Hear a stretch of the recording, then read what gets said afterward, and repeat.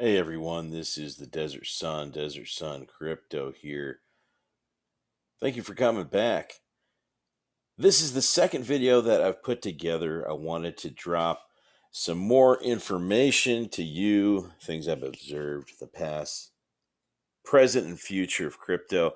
I've also wanted to share, shameless plug, my Instagram is Desert Sun Crypto. That's SON, not SUN. I like SON. It's a little nice play on words. What I wanted to do for video number two is walk through some things going on in the crypto space. I mentioned in video one that I'm a big fan of XRP, and I have been for a while. There are many reasons why I'm big on XRP.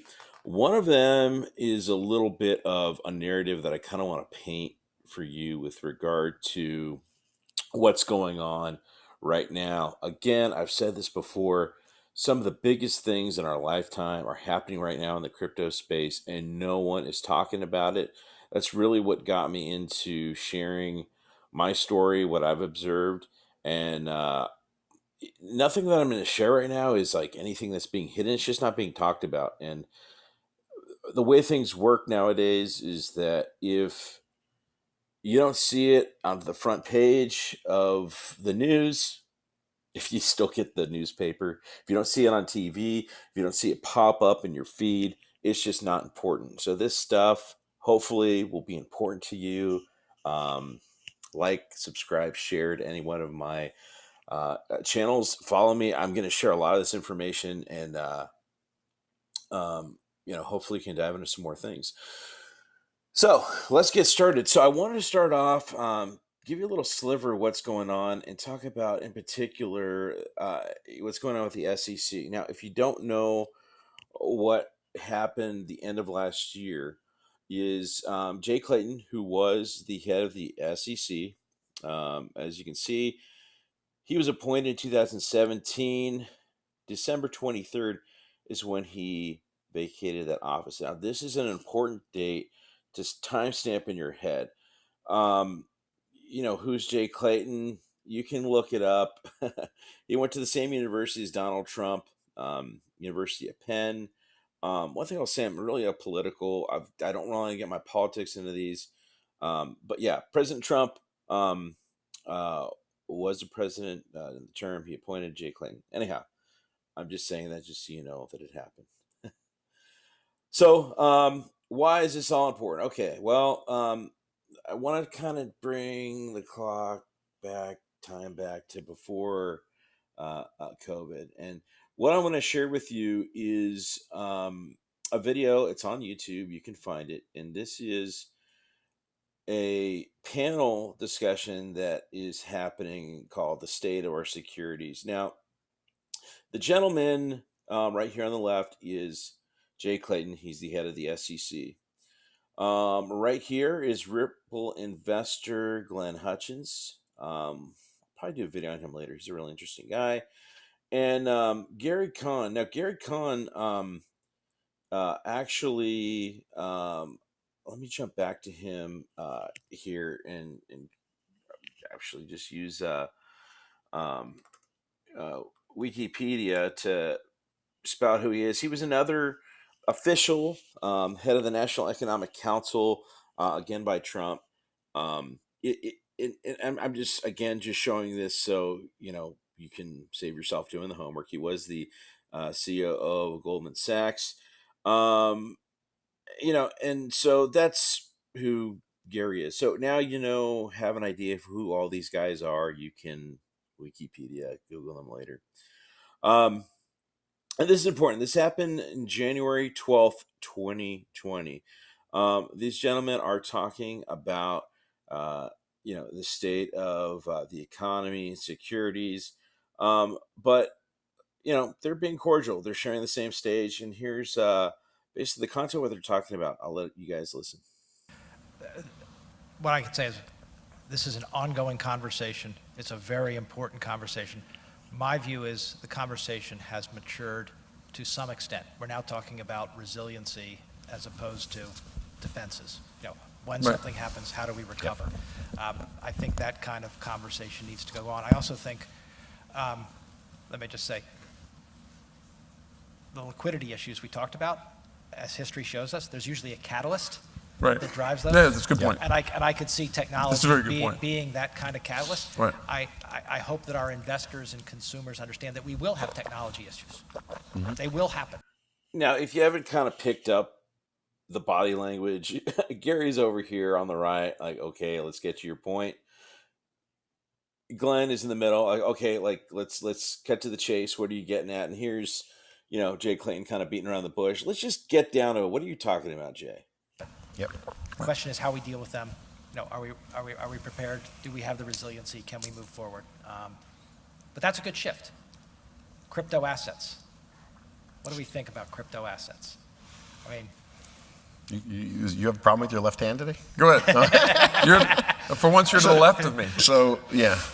Wow. It's hard to get to the left of you. Crypto assets.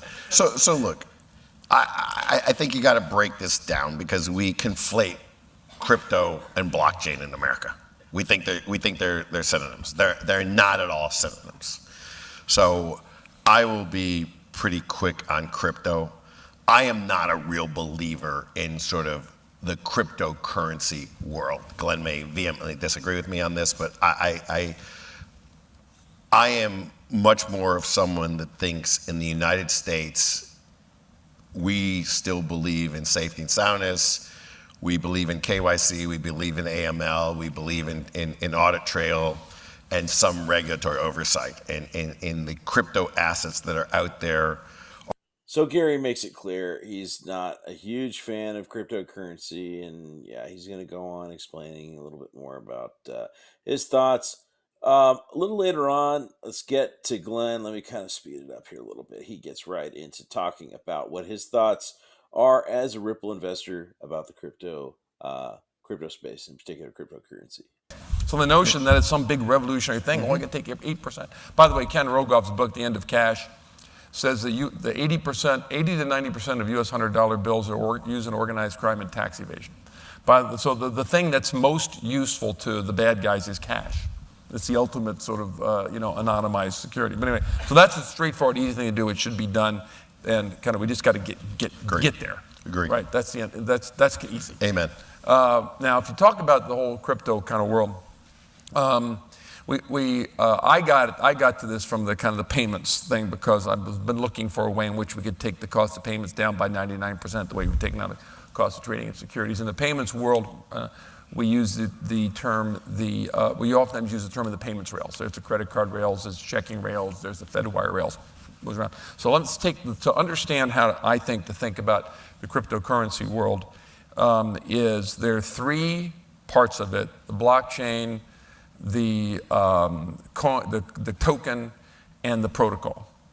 And the three of them operate together to create one solution, one integrated solution that has the capacity to revolutionize the way we move things of value around the world. Let me use a railroad analogy to make the point. By the way, I love this railroad analogy. The token is the equivalent of the boxcar. It's the thing into which you embed something of digital value that needs to be moved from one place to another, from one part of a blockchain to another. The blockchain is the cargo invoice, is the invoice in the cargo manifest. And the rails is the protocol. And you have to think about all three as one integrated solution that enables you to accomplish the purpose of moving anything of value around the world at the Okay, so I just want to show you that. I know it's a little long. The reason I show you that is because of these key players that are sitting here talking about it. Now, Jay Clayton's sitting here nodding his head. He knows what it is. Gary knows what it is. Glenn knows what it is. He's speaking to us. He's letting us know what is going on. So this, keep in mind, is months before the pandemic, before COVID, lockdown, everything. And before we switched to having meetings virtually. Now, here is yet again the same players: Jay Clayton, Gary, GLENHUTCHINS, and we've got two others.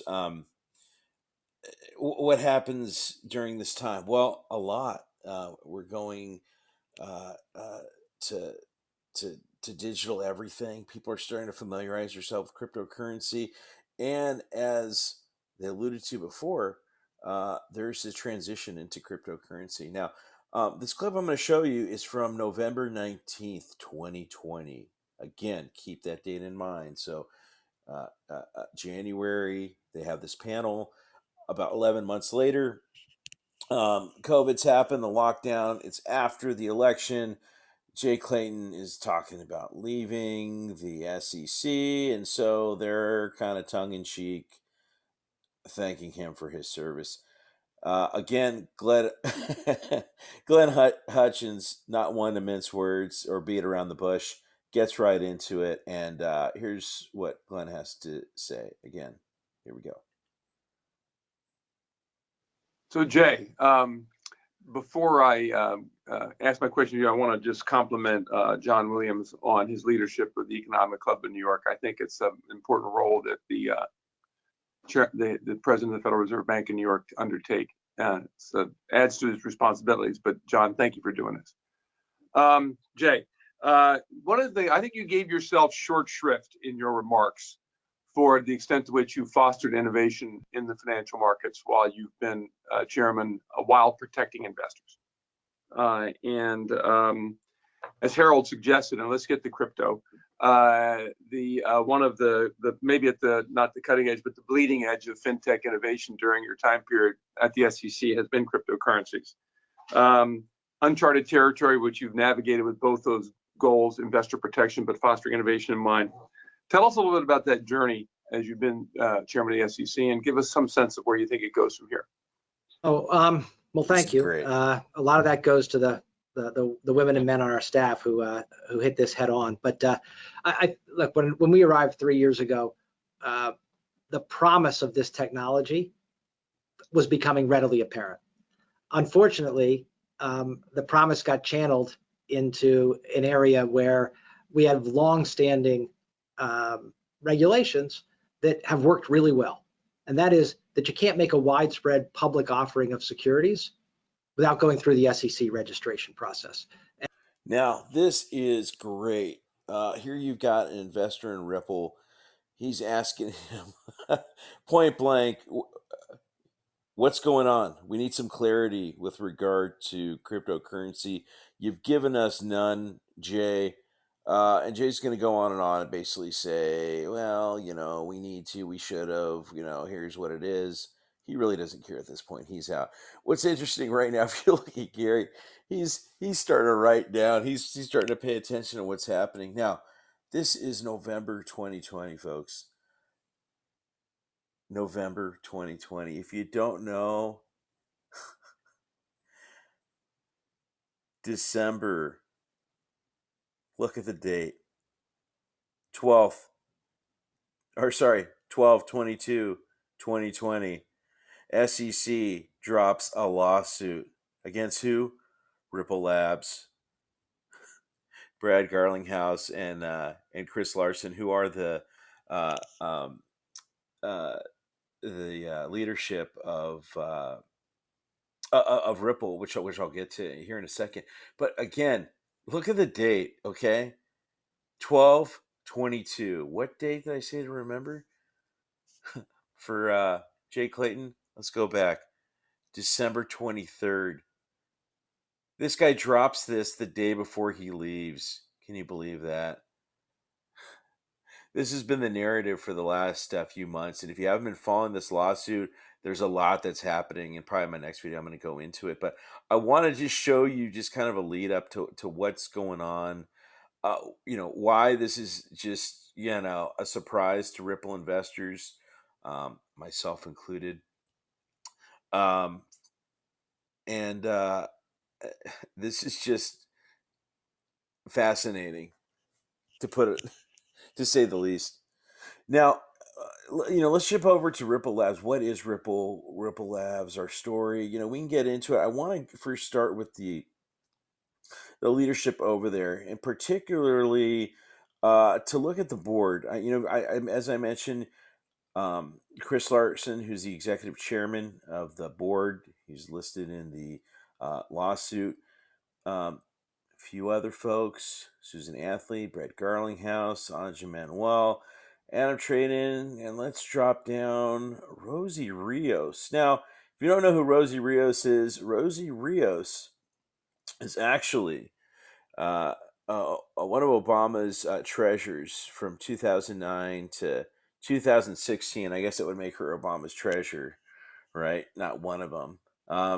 There's always weird overlaps with him, but so Rosie Rios, well versed in the economy, specifically the Treasury. Her name was basically on all your bills during this time.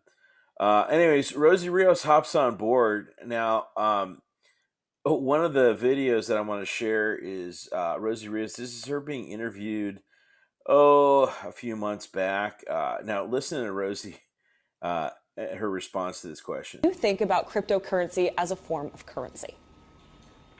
Well, I think the train's already left the station in terms of cryptocurrency. You may or may not know that I just joined the board of Ripple, and the reason why I chose to join that board, it's, in my opinion, one of the few cryptocurrency options out there that has a credible and legitimate use. So financial institutions use it to settle cross-border payments. Now, here's what's interesting. Again, looking at dates, she's hopping on board after this lawsuit. So here is a woman, very well versed, very, very well versed in the economy. And here she is hopping on during a lawsuit because she believes in Ripple. Now, going back to Garlinghouse, the other individual named on the lawsuit, being the CEO of Ripple, Brad, a little background on him. He came from Yahoo right when Yahoo is, losing its popularity to Google. And he ends up serving as a senior advisor to Silver Lake Partners. And this is 2009 and 2011. Silver Lake Partners. Now, it's really interesting because Silver Lake Partners, global leader technology investing. Here's a number of the companies that were invested with. Airbnb is on here. Plaid, which is used as a method for people to pay on exchanges for crypto, and Twitter as well. One thing that's interesting to point out about Silver Lake is if you go and look a little bit in their background on who and what and where, you got my man Glenn Hutchins right there. The same Glenn Hutchins that is pushing Jay Clayton and pressing him on the all these questions regarding Ripple. So I wanted to show you all this just to kind of give you an idea of some of the stuff that a lot of people in the space are looking at, including myself. Before I really started, diving in a lot of this stuff, I thought to myself, well, you see the same names over and over again. I guess, people are just investing in the right places. And then as you see it and as time goes forward and you start paying attention to the dates and everything, you start understanding there's a lot more going on. There's a lot more people involved in this than a lot of people think. So I know I jumped all over the place. It's just a snapshot, really, of what's going on, because I will tell you, since December 22nd, it has literally been a daily activity of mine to check in with this lawsuit, and it's probably been some of the most interesting things I've seen so far in this space. So, again, thank you very much for tuning in. I am the Desert Sun. This is Desert Sun Crypto. Until next time, everyone take care.